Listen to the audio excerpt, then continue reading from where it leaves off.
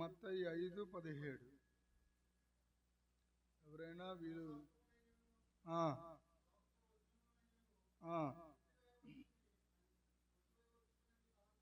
తలంచుకోవద్దు. అది నెరవేర్చడానికి మాత్రమే ధర్మశాస్త్రాన్ని ఇచ్చారు, ప్రవక్తలను ఇచ్చారు. ఈ దినాల్లో ప్రవక్తలు లేరనే ఒక డ్రమ్ము వాయిస్తూ ఉన్నారు. ప్రవక్తలు లేరని ఎలా నువ్వు చెప్పగలవు?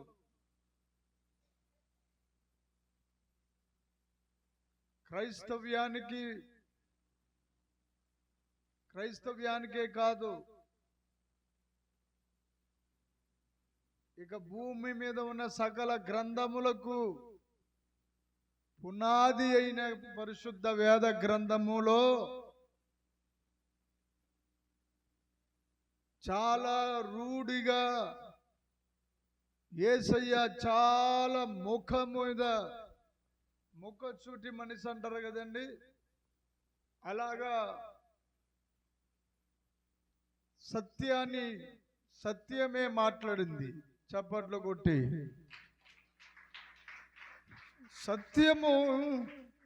సత్యమే మాట్లాడుతూ వచ్చింది. సత్యము లేకపోతే మనం ఏమి చూడలేం. ఇంకొక మాట కూడా చూడండి, అదే మత్తయి శుభవార్త 3వ అధ్యాయము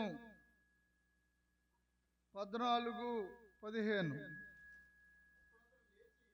అప్పుడు అతడు లేచి, గట్టిగా హల్లెలూయా చెప్తామా? చేతులెత్తి గట్టిగా హల్లెలూయా చెప్పి, హల్లెలూయా. అంటే వాక్యము, ప్రవచనము ప్రవక్తల ద్వారా ఏమైతే చెప్తారో, ప్రవక్తలు ఏమైతే పలుకుతారో, ప్రవక్తలు ఎలాగైతే ప్రవర్తిస్తారో, అలాగే భూమి మీద పరలోకం రాజ్యంలో ఉన్నటువంటి మహాదేవుడు, మన దేవుడు, దేవుని నోరుగా, దేవుని బూరగా ప్రవక్తలు ఉంటారు. ఏమండి?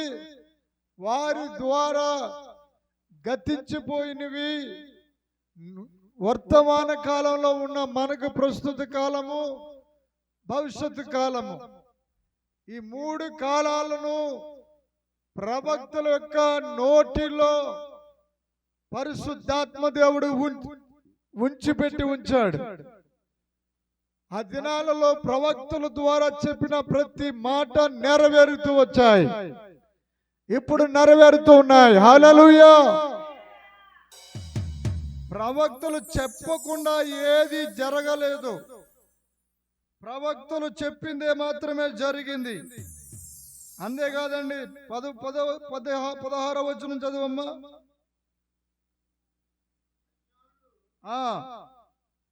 ఆ జ్ఞానులు తన్ను అపహరించిరి అని గ్రహించి చాలా కోపం తెచ్చుకుని జ్ఞానుల వలన వివరముగా, కాలము వివరముగా వాళ్ళు ఏం చేశారంటే చెప్పేశారు.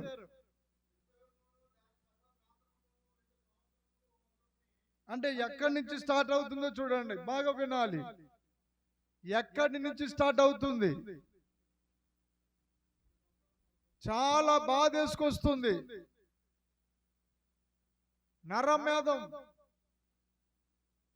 ఎంత, ఒక 2 చిన్న పిల్లల్ని అప్పటికప్పుడే ఎక్కడి నుంచి స్టార్ట్ అయింది? నజరేయుడైన యేసుక్రీస్తు ప్రభులు వారు పుట్టిన ఆ పుట్టుక, ఆ బెత్లెహేము పురాణం అంతటికి ఒక గొప్ప పండుగే కాదు, యావత్ ప్రపంచానికే ఒక అద్భుతమైన రోజు. హల్లెలూయా. నాకు అప్పుడప్పుడు అనిపిస్తూ ఉంటుంది, యేసయ్య పుట్టుక వల్ల 2 సంవత్సరాలు నిండని 2 సంవత్సరములు మొదలుకుని, నిండని కాదు, మొదలుకుని తక్కువ వయసు అంటే 1.5 సంవత్సరం, 6 నెలలు, 3 నెలలు, 5 నెలలు, 1.5 సంవత్సరం మీద 7 నెలలు అంటే 2 సంవత్సరముల కంటే తక్కువ వయసున్న పిల్లలను ఏం చేశారండి? చదవండి అయ్యగారు. వధించడం అంటే ఏమైనా గొర్రె పిల్లల, మేక పిల్లల, కోడి పిల్లల?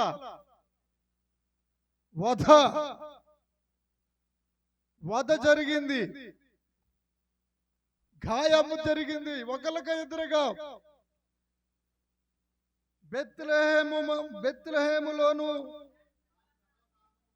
అంటే ఇక్కడ వచ్చిన లా పాయింట్ జాగ్రత్తగా లాగాలి. అసలు పుట్టిందే బెత్లెహేములో. బెత్లెహేం అనే పురములో యేసు జన్మించెను.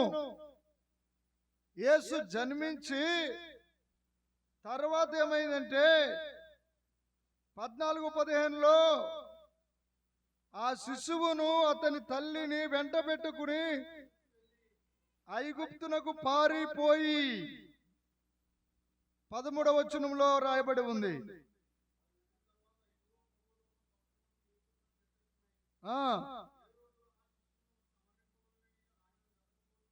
అంటే ముందుగానే, ఈ వచనానికి ముందుగానే, 16వ వచనానికి అంటే ముందుగానే 13, 12, 10వ వచనము నుండి ఒక అద్భుతమైన సందడి వాతావరణం సమకూర్చబడ్డాయి. 10వ వచనంలో 9వ వచనం నుంచి వారు రాజు మాట విని బయలుదేరిపోవచ్చు ఉండగా వారు తూర్పు దేశమున వారు చూచిన నక్షత్రము. ఏమన్నా ఒక విషయం, తూర్పు దేశం అంటే ఏది చెప్పండి? తూర్పు దేశాలు, పశ్చిమ దేశాలు, ఉత్తర దేశాలు. తూర్పు దేశాలు అంటే మనయే, మన ప్రాంతం ఏరియా. తూర్పు దేశములు జ్ఞానులు, ప్రచండమైనటువంటి దీక్ష కలిగిన గొప్ప విద్యావంతులు, గొప్ప తపో నిష్ఠ కలిగిన భక్తులు ఎవరిని వెతుకుతున్నారంటే లోక కళ్యాణము నిమిత్తము. ఏ కళ్యాణం చెప్పాలి? లోక కళ్యాణము నిమిత్తమై. ఈ మాట ఎవరికి చెల్లుతుందంటే ముందు ముందు మీకు వివరిస్తాను. పాపాన్ని సమూల నాశనం చేయడానికి, పాపపు ముళ్ళను విరిచివేయడానికి మహాదేవుడు బెత్లెహేములో పుట్టడమే కాకుండా ఆ బెత్లెహేము దాని చుట్టూ ఉన్న అంటే రౌండ్ ఆ సకల ప్రాంతములలోనూ ఏం చేశారు? ఎవరిని? మగ పిల్లలను, ఆడపిల్లలను కాదండి. అంటే హేరోదుకి ఆత్మల వివేచన వరం లేదు, హేరోదుకి జ్ఞానము లేదు, హేరోదుకి తెలివితేటలు లేవు. అతను రాజ్య పరిపాలనకు అతనుకున్న డబ్బును బట్టియో అధికారాన్ని బట్టియో ఉన్నాడు, కానీ వాస్తవానికి అతనిలో అప్పటి వరకు ప్రవేశించలేని, అప్పటి వరకు లేని స్వభావం ఒకటి ఆయనను ఆవరించింది. ఇగో, అసూయ, ద్వేషం, పగ,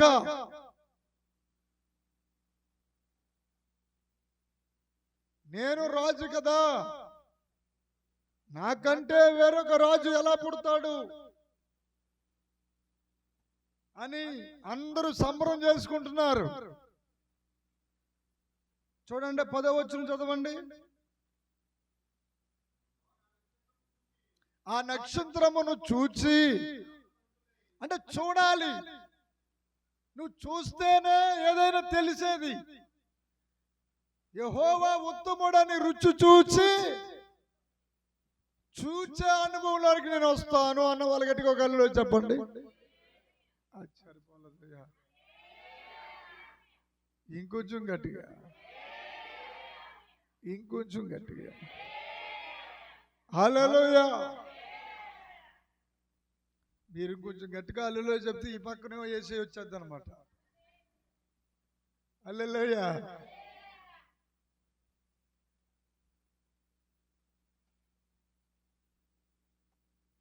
వాళ్ళతో మాట్లాడుతూ వచ్చారు దేవుడు. హేరోదుని మార్చివేయచ్చు కదా. చాలా మందికి తెలియని ప్రశ్న ఇది. ఇప్పుడు షోమ్రోన్లో ఎలీషా ప్రవక్త ఉన్నాడు, అతను సంహారం చేద్దాం, అతను ప్రతిదీ గుట్లన్నీ బయట పెడేస్తున్నాడు.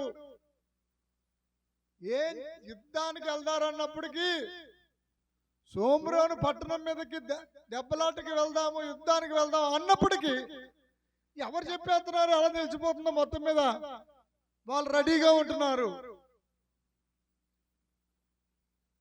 అంటే ప్రవక్తలకు జరగబోయేవారు వాటిని ప్రవక్తలకు మాత్రమే దేవుడు పంచుకుంటాడు. చప్పట్లు కొడుతూ యేసయ్యకు మహిమ చెల్లిద్దాం. ప్రవక్తలు అవసరమా? అసలు ప్రవక్త అంటే అర్థం ఏమిటి? అంటే ఒక ఉత్తమమైన నామకరణము, పరిశుద్ధత, ప్రప్రథముగా అంటే మొదటిది, ప్రప్రథముగా, ప్రథము ఫలము, ప్రథమ ఫలము, ప్రయోగము, ప్రస్తావన, ప్రతిష్ఠత, ఇంత యోగ్యమైన మాటలు వ్రాయబడి ఉన్నాయి. ఒక పక్కన సంబరం జరుగుతుంది. ఇక్కడ 3 భాగాలు మనకు కనబడుతున్నాయి. 10వ వచనంలో చూచి ఏం చేశారండి? తక్కువ ఆనందభరితులయ్యా. ఇంత ఆనందమా?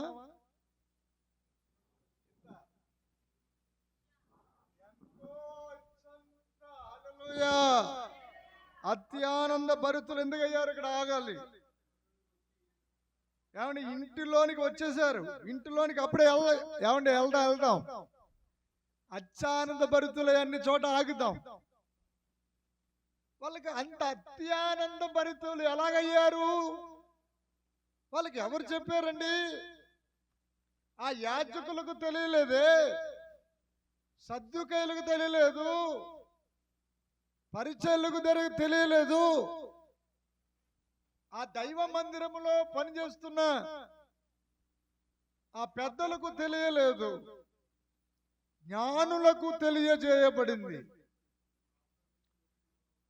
ప్రవక్తలు చెప్పిన ప్రవచనాలు నెరవేర్చబడడానికి గట్టిగా కళ్ళు చెప్తాం. ఏమండి నాలో నుండి ఒక వర్తమానం వస్తుంది, జాగ్రత్తగా దాన్ని మీరు తీసుకోవాలి. ఇప్పుడు జ్ఞానులు వేరు, ప్రవక్తలు వేరు. తెలివి వేరు, జ్ఞానము వేరు. తెలివితేటలు వేరు, జ్ఞానము వేరు. వివేకము వేరు, అవివేకము వేరు, అజ్ఞానము వేరు. సక్రమము, అతిక్రమము, అక్రమము, నీతి, అవినీతి, నిజాయితీ, మోసం, ఇలా చెప్పుకుని పోతే అనేక పర్యాయ పదాలు మనకు కనబడుతుంటాయి. అత్యంత ఆనందము పొందుకున్నారంటే ఎందుకోసం అనంటే వారికి తెలిసే విషయాలేనండి. యూదుల మత గ్రంథము అని పిలువబడుతున్న పాత నిబంధన గ్రంథములో చెప్పబడిన ప్రవచనాలను ఎవరు ధ్యానం చేయలేదు, ఎవరు పట్టించుకోలేదు. మామూలుగానే ఒక ఆచారముగా వెళ్ళిపోయింది తప్ప, ఒక ఆచరణ. అశుక్లం భరధరం విష్ణుం జవర్ణం ఛాయే, అదొక ఆచరణ.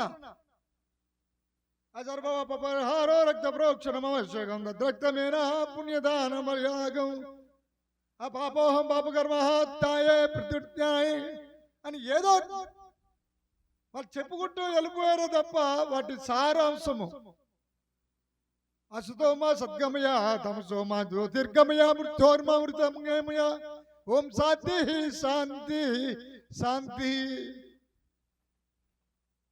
3 సార్లు శాంతి శాంతి శాంతి శాంతి. అయ్యా, అసత్యములో నుండి సత్యములోనికి, మరణము నుండి జీవములోనికి, చీకటిలో నుండి నన్ను వెలుగులోనికి నడిపించవయ్యా జ్యోతిర్మయ. అంతా రక్తం. ఓం రక్తాయ నమః, ఓం శ్రీ కన్యాయ నమః, ఓం మృత్యుంజయనాయ నమః, ఓం పునరుత్థానాయ నమః. ఇలాగనా చెప్పుకుంటూ వెళ్ళిపోయారు. పుడతాడు నాకు భగవంతుడు, 2 రూపాలతో పుడతాడు, 2 పోలికలలో నేను చూస్తాను. పాత సినిమా పాట ఇది. బహుశా 100 సంవత్సరాల క్రితం అయిన పాట ఇది. పుడతాడు నాకు భగవంతుడు, 2 జన్మలతో పుడతాడు. అంటే వాళ్ళు తెలియకనే వాళ్ళు సత్యము చెప్పేవారు. ఒక జన్మ పరలోకమునకు, మరో జన్మ భూమి మీద. భూమి మీదకేమో బాగా వినాలి, భూమి మీదకేమో మానవుడిగా వచ్చాడు దేవుడు. క్షమించండి, మానవుడిగా వచ్చిన దేవుడే సంపూర్ణ దేవుడిగా రుజువు చేసుకున్నాడు ఆయన ప్రవర్తన ద్వారా. ఆయన ప్రవర్తన ఎలాంటిదో ప్రజలకు తెలియజేయాలని మత్తయి గారు పూనుకున్నారు, మార్కు గారు పూనుకున్నారు, లూకా సువార్త, యోహాను సువార్త, ఈ 4 సువార్తలే కాకుండా పత్రికలు, చిన్న పత్రికలు, పెద్ద పత్రికలు, దర్శన గ్రంథం అని పిలువబడుతున్న ప్రకటన గ్రంథము క్రొత్త నిబంధన కాలంలోకి వచ్చినప్పటికీ ప్రవక్తలతో యాడ్ అయ్యారు. ఎవరు యాడ్ అయ్యారంటే ప్రవక్తలు యాడ్ అయ్యారు. పాత నిబంధన కాలం అంతా ప్రవక్తలే, చిన్న ప్రవక్తలు, పెద్ద ప్రవక్తలు. చిన్న ప్రవక్తలు అని ఎవరన్నారంటే 2-3 అధ్యాయాలు పుస్తకాలు రాసిన వారు. జకరియా, నహూము, మీకా, ఓబద్యా, జపన్య, యోవేలు, యోనా ఇలాగా రాయబడ్డాయి. తర్వాత పెద్ద ప్రవక్తలు కూడా ఉన్నారు. యెహెజ్కేలు, దానియేలు, యెషయా, ఇర్మియా ఇలాగ ప్రవక్తలు ఉన్నారు. అక్కడితో అవలది కొంచెం మనం వెనక్కి వెళ్తే దీర్ఘదర్శులు అని కూడా ఒక పేరుంది ప్రవక్తలకి. రాజుల గ్రంథం 1వ రాజులు, 2వ రాజులు అంతవరకు వెళ్తే దీర్ఘదర్శులు ప్రత్యక్షం అవుతారు, ప్రవక్తలు ప్రత్యక్షం అవుతారు. ఇంకా నిర్గమాకాండము దగ్గరికి పోతే సాక్షాత్తు ఒక అద్భుతమైనటువంటి కుటుంబ వ్యవస్థను వదులుకుని దేవుడు చెప్పిన సర్వ సత్యాన్ని భుజాన వేసుకుని ముందుకు వెళ్ళిపోయిన సాత్వికుడైన మోసే ప్రవక్త. అబ్రహాము ఇంకొంచెం లోతుకెళ్తే ఇంకా బాగా వెనక్కి వెళ్తే అబ్రహాము, యెహోషువ, ఇంకొంచెం లోతుకెళ్తే హానోకు, ఇంకా వెనక్కి వెళ్తే ఆదాము.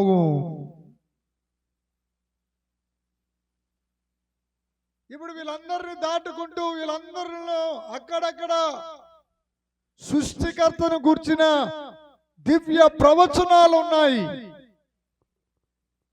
దేవోక్తి ఉంది, దేవ దర్శనముకు పొందుకున్న వారు ఉన్నారు. ప్రయాణమై వెళ్తూ ఉండగా దారిలో నిద్ర వచ్చి పడుకుని ఒక రాయిని తలగాడిగా చేసుకుని ఉన్న భక్తుడు ఒక దర్శనం పొందుకున్నాడు, యాకోబు. ఆ పొందుకున్న దర్శనాన్ని వెంటనే మెలకు వచ్చి, బాబోయ్ ఈ స్థలమందు దేవుడు ఉన్నాడు అని వెంటనే ఆ రాయిని తలగాడిగా చేసుకున్న రాయిని అక్కడ పాతి దాని మీద ఒలీవల నూనె పోసి అక్కడ ప్రార్థన మొదలెట్టి వెళ్ళిపోయాడు. ఏమండి, బేతేలుకి వెళ్తున్నాడు. బేతేలు అంటే దేవుడు నివసించే స్థలం.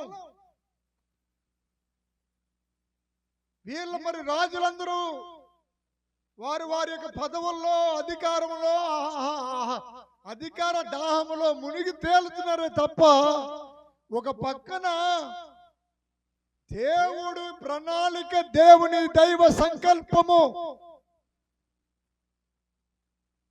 పరిశుద్ధాత్మ దేవుడి చేత ప్రేరేపించబడి రాయబడిన గ్రంథములను ఆ దేవాలయములో చదవడము తప్ప వాటి యొక్క అర్థభావములను గ్రహించలేని గ్రుడ్డివారైపోయారు. నేటి దినాల్లో చాలా మంది అనలేండి, కొంతమంది ఏం చేస్తున్నారంటే ప్రవక్తలు లేరు, ఏమి లేరు. ఇప్పుడో పరిశుద్ధ గ్రంథములో ఆ ప్రవక్తలు రాయబడ్డాయి, ప్రవక్తల ద్వారా. ఆ తర్వాత అపోస్తుల ద్వారా రాయబడ్డాయి తప్ప ఇప్పటి కాలంలో ప్రవక్తలు ఉండరు. వస్తాడు, ఎప్పుడో వస్తాడు దేవుడు రెండవ రాకడికి. ఒక అబద్ధ ప్రవక్త, వాడికి సాయంగా ఒక అబద్ధ క్రీస్తు అని అపవాది వాడు మలుపు తిప్పాడు, రాంగ్ రూట్ చెప్పాడు, రాంగ్ రూట్ లోకి వెళ్ళాడు. ఏమయ్యాడు చెప్పండి, బాగా అది అర్థమయ్యేలా చెప్పనా? రాంగ్ రూట్ లోకి వెళ్ళిపోవడం అంటే హల్లెలూయా.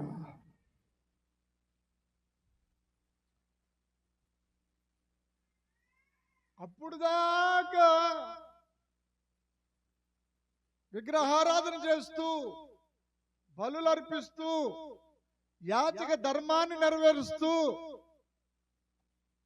ఒక మనిషిని చంపడం అదొక వీరత్వం అనుకునేవారు. ఒక మనిషిని లేపేయడం, బలి ఇవ్వడం, నరబలి ఇవ్వడం. యుద్ధాల్లో ఎంతో మంది చేతులు నరకబడి, కాళ్ళు నరకబడి, తలకాయలు నరకబడి మన భారతదేశంలోనే. అందుకోసమే అశోక చక్రవర్తి అశోకుడు ఈ రక్తపాతాన్ని చూడలేక అంతవరకు వెళ్ళాడు. మన యొక్క గ్రంథాలలో కూడా రాయబడింది దేవుని గూర్చి. ఏమి రాయబడింది? రక్తము చిందిస్తేనే గాని పాప విమోచన జరగదు అని రాయబడి ఉంది. ఈ పాపములో నుండి తప్పించబడాలంటే రక్తము ఒలికించాలి. ఎక్కడ ఆగిపోయారంటే రాంగ్ రూట్. ఎక్కడ తప్పిపోయారంటే అడవిలోని ఒక రూట్ ఉంటుందండి. అడవిలో ఒక రూట్ ఉన్నప్పుడు మళ్ళీ ఆ రూటే కాకుండా పక్కన ఇంకొక రూట్ కూడా ఉంటుంది. అప్పుడు నువ్వు ఇలాగెళ్ళవలసిన వాడు ఇలాగెళ్ళావు అనుకో, సింహం నోట్లాడిపోతే వెళ్ళిపోయి. అక్కడ బోర్డులు కూడా పెడతారు జాగ్రత్తగా, ఇటు వెళ్ళవద్దు జాగ్రత్త సుమే అని. అదేం లేదులే, ఏమో ఇటు తిప్పవలసిన బోర్డు ఇటు తిప్పారేమో అని చెప్పి నువ్వు వెళ్ళావు అనుకో, మాంసం ముద్ద కూడా మిగలవు. అలాగా రాంగ్ స్టెప్ పడిపోయింది మన భారతదేశంలో. మన భారతదేశంలో భారతీయులందరూ సత్యాన్వేషకులయ్యి సత్యాన్ని ద్వేషించకుండా సత్యాన్ని ప్రేమిస్తూ యజ్ఞాలు, యాగాలు, అర్పణలు చేస్తూ, ప్రతిష్ఠలు చేస్తూ, హోమములు అర్పిస్తూ అగ్నిదేవుడిని ఆరాధన చేస్తూ, ఓ నరవతారా, ఓ నరమానవుడు, నరుడవై దిగిరావయ్యా, ఓ అగ్ని ఈ భువనం మీదకి ఎప్పుడు వస్తావో అని ఆలోచన చేసి తపస్సు చేసి ప్రార్థనలు చేసేవారు. ఆ ప్రార్థనలే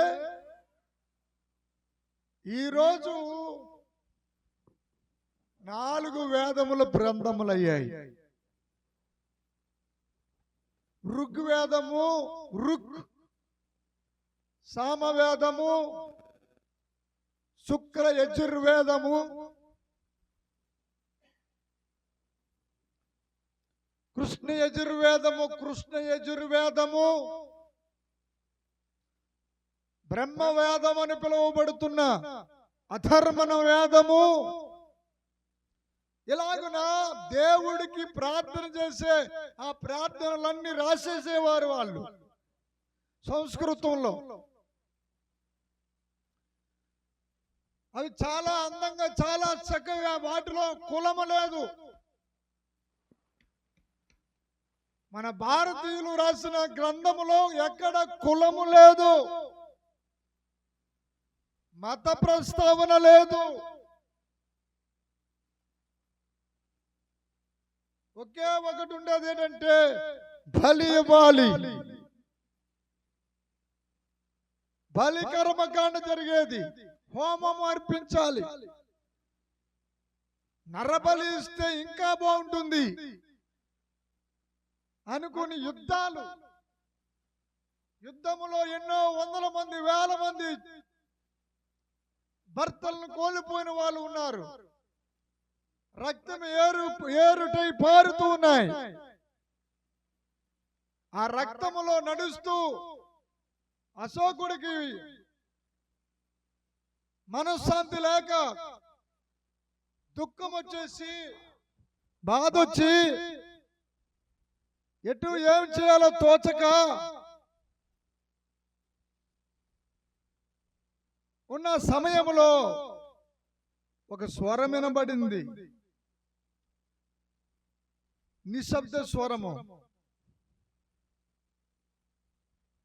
ఆ స్వరం ఏంటంటే మాంసాన్ని ముట్టవద్దు, మాంసమును ముట్టుకుంటే మనం అపవిత్రులు అయిపోతాము, మనము అహింసో ధర్మ,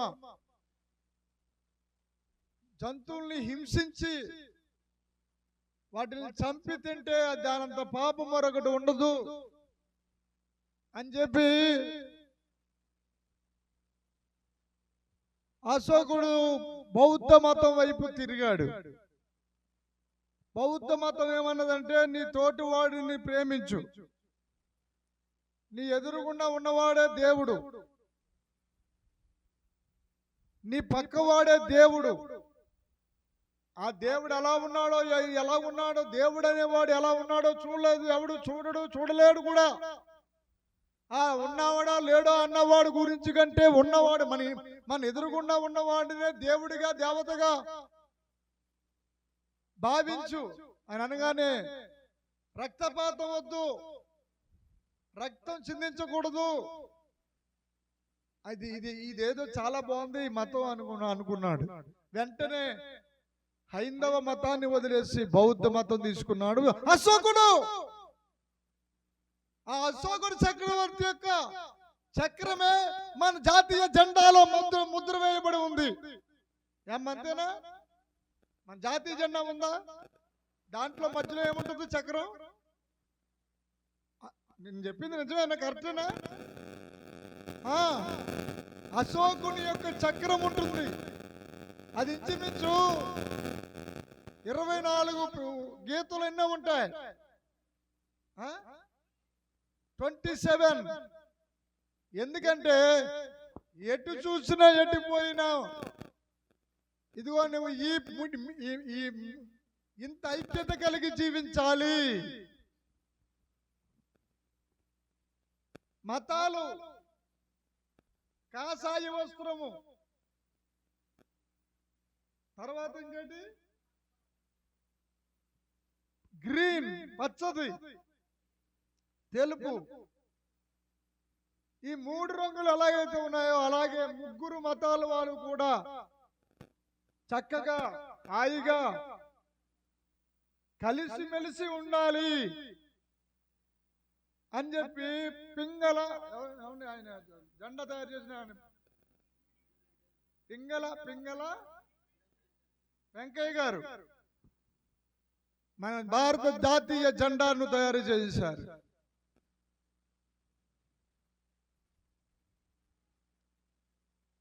ఈ గ్రంథాలన్నీ చదువుకుంటూ ఉన్నారు తప్ప ఎవరో పుణ్యాత్ములు జ్ఞానాత్మ కలిగిన వాళ్ళు బయలుదేరడం మొదలెట్టారు. అయ్యా, లోక కళ్యాణం నిమిత్తమై ఒక మానవ జాతిలో భగవంతుడు జన్మిస్తాడట. మన గ్రంథాలు చెబుతున్నాయి. అతన్ని చంపివేసి సిలివేసి చంపేసి 3 రోజులు సమాధిలో పెట్టిన తర్వాత సమాధిని గెలిచి బయటికి వస్తాడట. ఆయనే నిజమైన దేవుడు. అది మనం గ్రహించి బయలుదేరదామని ఒంటెల మీద బయలుదేరారు. ఎడారిలోని మొత్తం వాళ్ళ ప్రయాణం ఎన్ని సంవత్సరాలు సాగిందంట? యేసయ్య దగ్గరికి వెళ్ళినప్పటికీ 2 సంవత్సరాలు పట్టిందంట. జ్ఞానులకి ప్రయాణం అలసిపోలేదు. నువ్వు ఒక అరగంట మోకాలేసి బిల్డప్ ఇచ్చేస్తావు, 1 గంట మోకాలేసి నువ్వే మహాపరిశుద్ధుడుగా పరిశుద్ధురాలిగా, లేకపోతే ఒక రోజు ఉపవాసం ఉంటే ప్రపంచాన్ని గెలిచి వచ్చేసినట్టు, ఏమైనా అన్నదానం చేస్తే, వస్త్రదానం చేస్తే, భూదానము, గోవుదానము, అన్ని దానాల కంటే విలువైన దానము ప్రాణదానము, ప్రాయశ్చిత్త దానము. ఆ మహాదేవుడు ఎవరికి కనబడలేనంత మహిమలో ఉన్నాడు ఆయన. మరి ఇప్పుడు ఏం చేయాలి? ప్రవక్తలు చెప్పిన మాటలు నువ్వు నమ్మాలి.